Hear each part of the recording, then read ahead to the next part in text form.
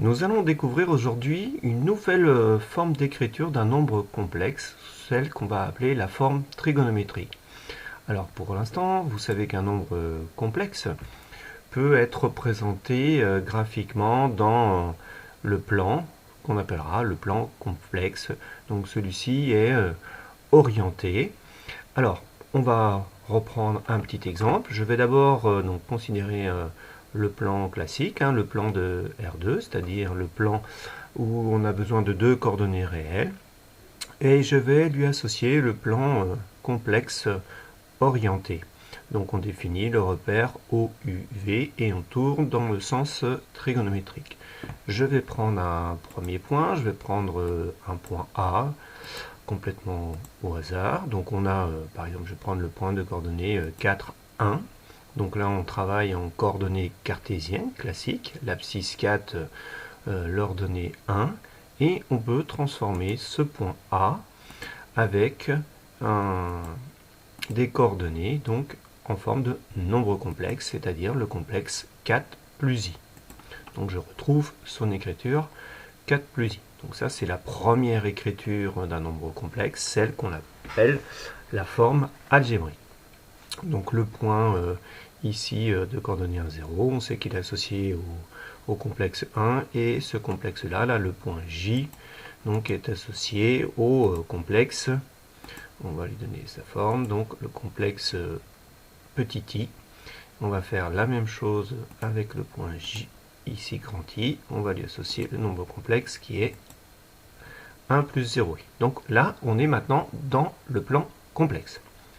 Alors on a vu en première qu'un nombre, un point dans le plan, donc coordonnées cartésiennes, et vous avez parlé aussi de coordonnées polaires. Donc on va essayer de voir un petit peu comment ça se passe au niveau des complexes. Donc je vais changer de type de graphique, je vais plutôt en coordonnées cartésiennes.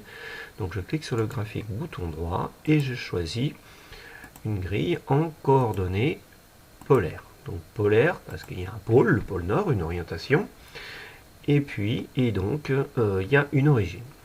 Donc le point A qui était facilement, on va dire, on pouvait le placer facilement sur le plan à coordonnées cartésiennes, donc 4, 1. Quand on passe aux coordonnées polaires, eh bien ça a l'air assez compliqué. Alors, coordonnées polaires, donc j'ai une origine, le point O, et puis j'ai deux directions, comme d'habitude, là on va dire l'axe des abscisses, l'axe des ordonnées, et puis quand on regarde les coordonnées de A, donc elles sont restées sous forme complexe, et comme on est en coordonnées polaires, on va lui demander d'afficher les coordonnées polaires.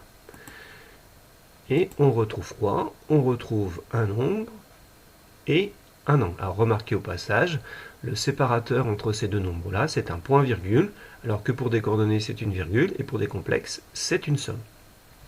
Alors on trouve des nombres un peu bizarres, 4,12, 14,04 degrés. Donc on se doute que c'est un angle, et quand on y regarde d'un peu plus près, on remarque que le plan ici est divisé en 1, 2, 3 x 4, 12 secteurs angulaires.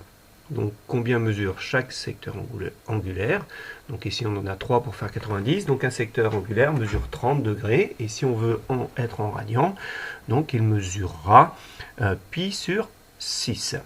Alors maintenant, essayons de placer un point qui soit facilement repérable sur ce plan muni de coordonnées polaires. Alors par exemple, je peux prendre ce point-là. Alors évidemment, on regarde bien les cercles, ils sont tous concentriques, donc autour de l'origine du repère, concentrique même centre, et après les rayons, on voit bien qu'ils ont des rayons entiers. Donc par exemple, si je prends ce point-là, qui va s'appeler, je pense, le point B, donc il est repéré par 3, parce qu'il est sur le cercle de centre O et de rayon 3. Donc le point B devrait être en 3, alors qu'il est qu'en 2,6. Et en ordonnée 1,5. Alors pourquoi a-t-il ces coordonnées? Eh bien tout simplement parce que ce sont ces coordonnées qui étaient des coordonnées cartésiennes. Donc si je transforme en coordonnées polaires, 3, donc il est sur le cercle de centre O de rayon 3, et l'angle par rapport à l'horizontale est bien de 30 degrés. La question c'est comment passer de coordonnées cartésiennes à coordonnées polaires et de coordonnées polaires à coordonnées cartésiennes.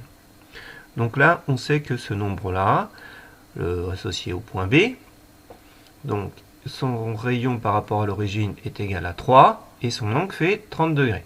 Si je demande ses coordonnées cartésiennes, donc on voit un nombre 2,6, 1,5. Alors, comment va-t-on trouver ces coordonnées-là?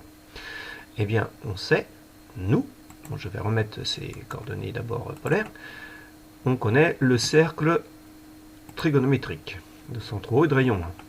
Sur ce cercle trigonométrique, je vais placer le point B' qui est sur la même demi-droite que le point B. Donc c'est l'intersection de la demi-droite OB et du cercle trigonométrique. Donc je vais l'appeler B'. Comment je peux repérer ce point B'? Eh bien assez facilement. Pourquoi? Parce que le point B' est sur le cercle C. Donc ses coordonnées sont cosinus de 30 degrés et sinus de 30 degrés. Donc je vais pouvoir écrire ces coordonnées. Le point B', donc le point B' a pour coordonnées donc cosinus 30 et sinus 30. On va mettre des petits degrés, c'est plus logique. Voilà, voilà les coordonnées. Comment je peux passer maintenant du point B' au point B? Bien, les points O, B', B sont alignés, donc le vecteur OB est collinéaire au vecteur OB'. Et le vecteur OB, c'est 3 fois le vecteur OB'. Donc quelles vont être les coordonnées du point B? Eh bien, on va l'écrire. Donc ces coordonnées, eh bien, il suffira de les multiplier par 3. Donc qu'est-ce que je vais avoir? B aura pour coordonnées 3 cosinus de 30 degrés et 3 sinus de 30 degrés.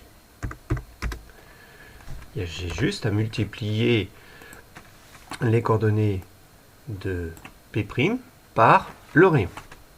Donc on peut regarder un petit peu ce que ça donne. Donc B', on voit bien ces coordonnées ici, 0,87, 0,5.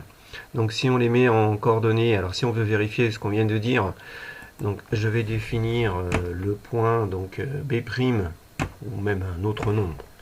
On va l'appeler B seconde, égale donc B fois 3. Pardon, pas B, mais B', je vais multiplier les coordonnées de B' par 3, je ne sais pas s'il va accepter, et on retrouve les coordonnées de B seconde, 2,6, 1,5, qui vont être, elles, les mêmes choses, les coordonnées polaires de B. Donc coordonnées polaires de B, 3,30, coordonnées cartésiennes, donc 2,6, 1,5. Donc qu'est-ce qu'il nous faut pour connaître les coordonnées cartésiennes bien d'un nombre complexe? Donc il suffit d'avoir son affixe. Une fois que j'ai ces coordonnées cartésiennes, est-ce que je vais être capable d'en trouver ces coordonnées polaires? C'est nul ce que j'ai dit, je recommence.